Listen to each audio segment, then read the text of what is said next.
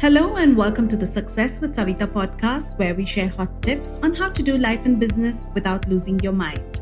I'm your host, Savita Nanjappa, entrepreneur, high achieving 9 to 5er turned transformational success coach, helping you create a wildly successful business. Come hang out with me and other fabulous humans like you every week for stories and chats packed with a healthy dose of tips, resources, how-tos, and real talk.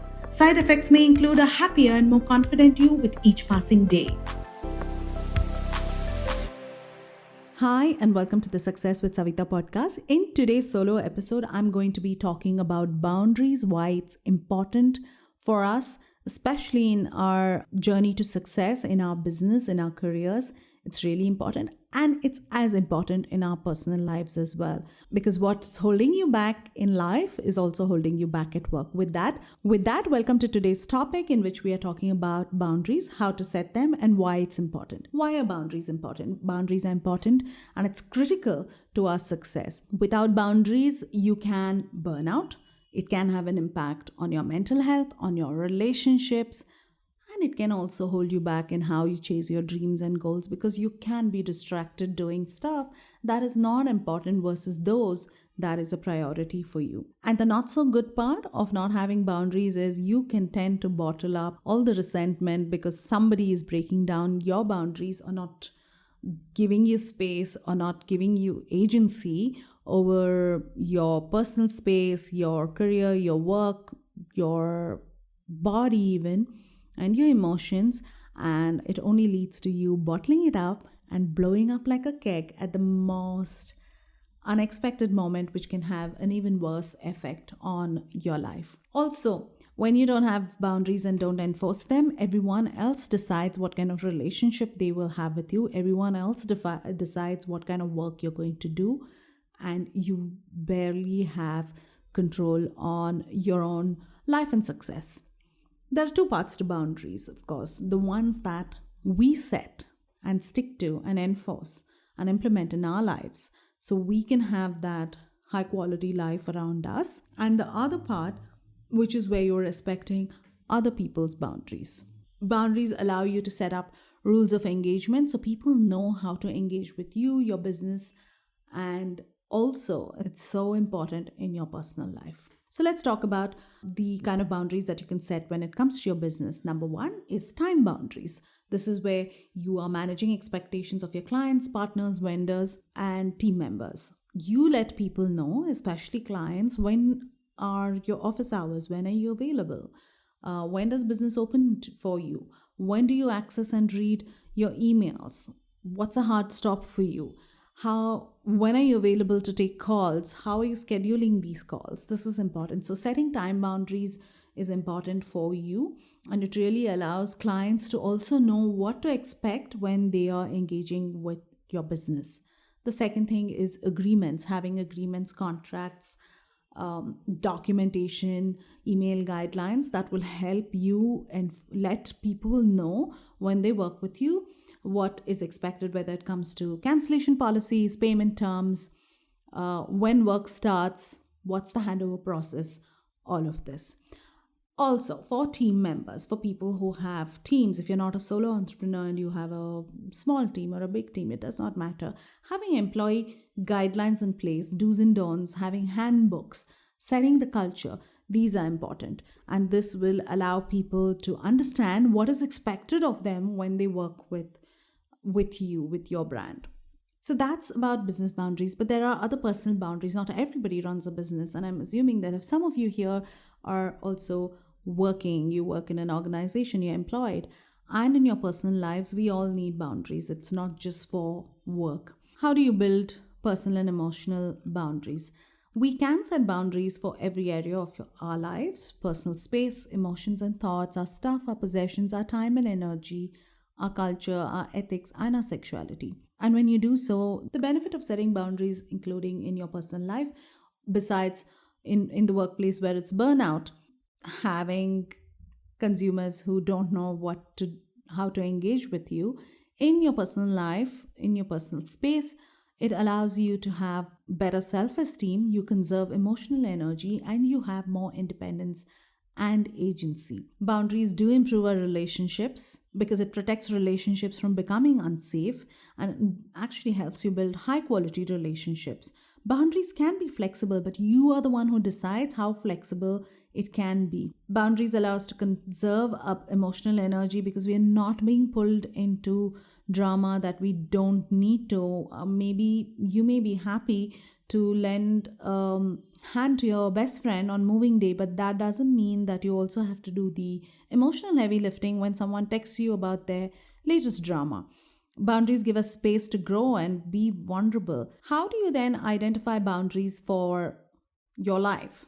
Our boundaries are shaped by our culture and heritage, the region that we live in, whether we are introverted or extroverted or somewhere in between, our life experiences, our family dynamics. All of this shapes our boundaries, but you are the person who needs to take some time for self reflection and figure out what is it that is non negotiable for you. What is it that you can handle? How much can you handle and what you can't handle? It's basically a limit that you're setting for people around you, for yourself and for the people in your life, and they know that they ought not to, cross at all. Take the time to reflect and figure out where are the different places in your life and in your relationships that you need to be setting some boundaries for. It could be in extended family relationships, it could be with work and home, it could be with friends. So spend some time and get clear about what these boundaries are.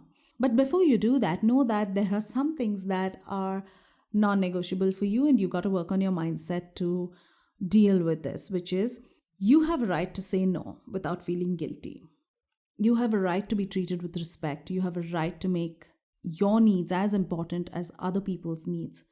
You have a right to be accepting of your mistakes and failures, and you have a right not to meet others' unreasonable expectations of you and your time. And that's okay. So the first thing is to work on your mindset and be okay and realize that this is okay. Remember, no is a full sentence. When you need to set and implement and execute those, enforce those boundaries, you just say no. You don't, in an assertive way, you don't need to over explain. The mistake that we all tend to do is over explain. And I'm not talking about sharing why you're saying no to your partner, to your child. I'm talking about to strangers, co-workers. If you can't take somebody, maybe a co-worker reaches out to you and asks you to take on a shift for him or her, you can just say no. You don't need to over explain and justify. One way to do that is to use I statements where you say I feel and I need without having to explain why you're saying no. So you can say, for example, I feel overwhelmed when every minute of our vacation is planned. What I need is some time just to relax and see what happens. Versus, you're making this vacation exhausting and I don't want to do all the things you've planned. There's a difference in the way we say both. One is hurtful, and one is about you. So using the I statements, they show confidence and good boundary setting by expressing your thoughts, your feelings and opinions without worrying about what the other person is thinking. So learn to say no without over explaining and using the I statements so you can actually have assertive, confident conversations around why you are enforcing a boundary and being okay with that. And finally, know that boundaries are here to support you, elevate your relationships, helps you build high quality relationships, and lead your life with complete independence and agency and control over yourself, your schedule, your time, your energy. I also want to take a moment to talk about honoring other people's boundaries, and this is as critical as respecting our own. While we expect people to respect our own, often we may be breaking other people's, disrespecting other people's boundaries. How can you do this if they don't explicitly communicate their boundaries? One way is to get very good at reading body language cues, and this is important.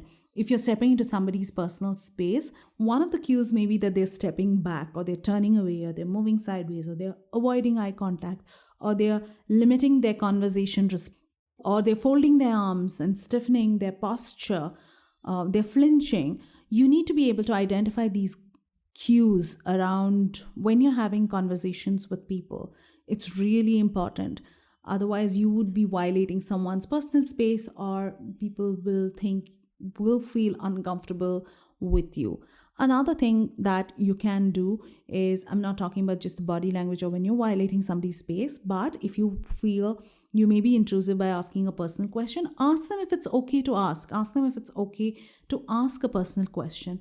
You want to go hug someone, just don't go break into their personal space and hug them.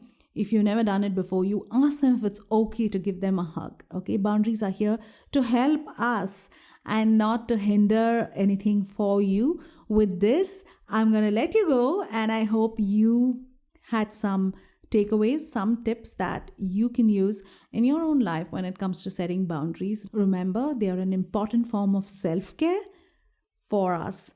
And let me know what if you have any questions around setting boundaries. Reach out to me, DM me on my Instagram, and I will see you in the next episode. Thank you for listening to the podcast. If you like this episode and you want more, you can go to the show notes on my website, which is successwithsavita.com/podcast. If you like what you've heard so far, I would be grateful to you if you could leave me a 5-star review, subscribe to this podcast, and share with a friend who may find this useful. You can also follow me on my Instagram at successwithsavita and DM me any questions you may have, and I will be happy to answer them for you. Until the next episode, believe in yourself and all the best to your success.